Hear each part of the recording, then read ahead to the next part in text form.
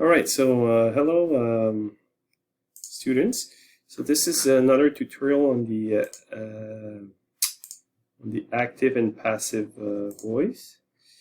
I'm trying to figure out something here. I'm sorry about it. All right, this is what I wanted you to do. Okay.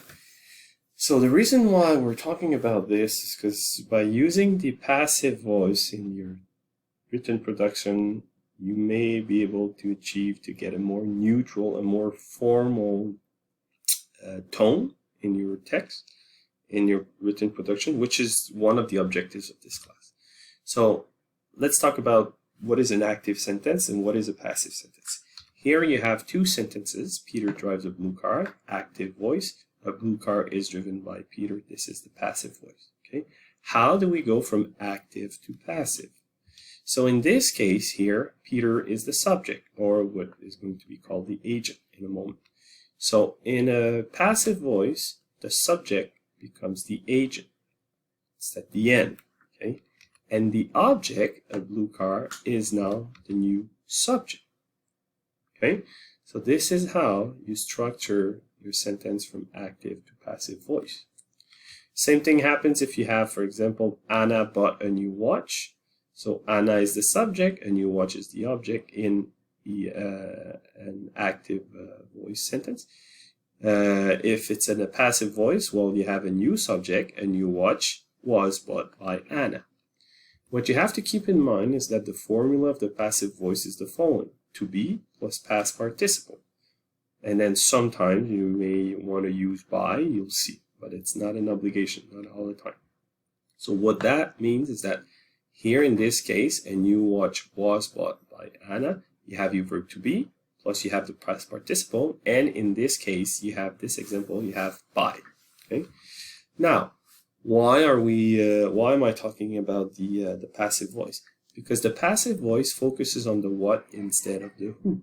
Okay, so a cappuccino is made by mixing double espresso and steamed milk. Here, we don't have who. Who's doing the cappuccino? Unimportant.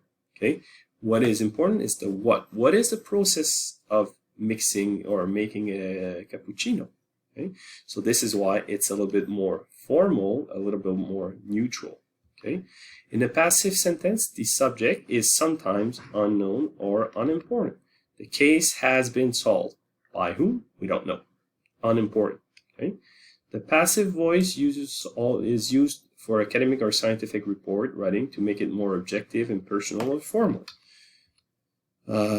Sorry. The surface was first disinfected with alcohol. Who disinfected the surface? It doesn't matter. Okay, it doesn't really matter. What you have to keep in mind, though, is that here, for example, you have sentences at the active voices. You always need the verb to be when you go from active to passive, but you have to respect the verb tense. So if it's at the simple present, English is taught by him. This is simple present, verb to be at the simple present. Past participle will always be the same.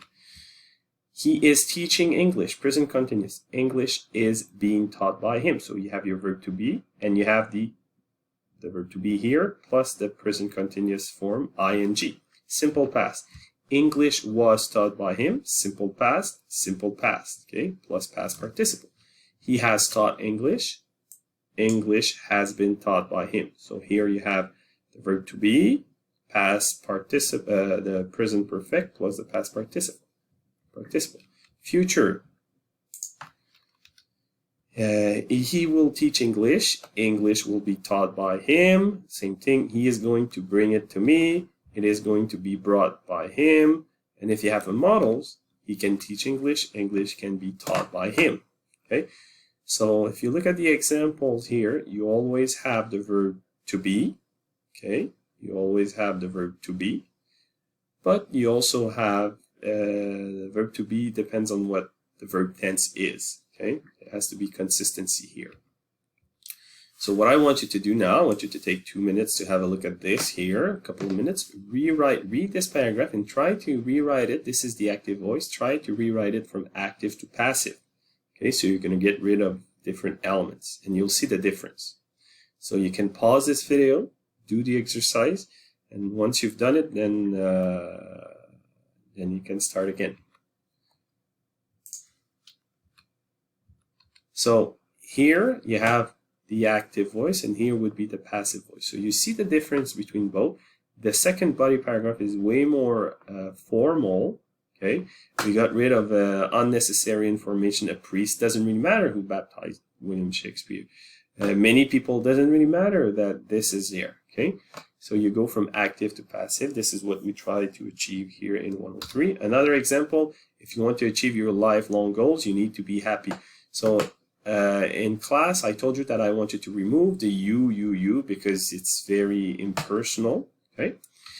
Now, how to do this? Going from this sentence, active to passive, lifelong goals will be achieved if happiness is cultivated. So you see, it's the same sentence, but from active to passive, one is way more formal, way more neutral. If you want to avoid discrimination, you must be open-minded. Discrimination will be avoided by being open-minded. So again, same thing, but it focuses on the what instead of the who.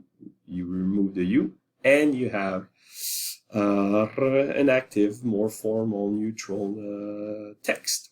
So keep in mind that you have to apply this for the body paragraph that you have to submit for week 5. All right. Thank you very much. Bye-bye.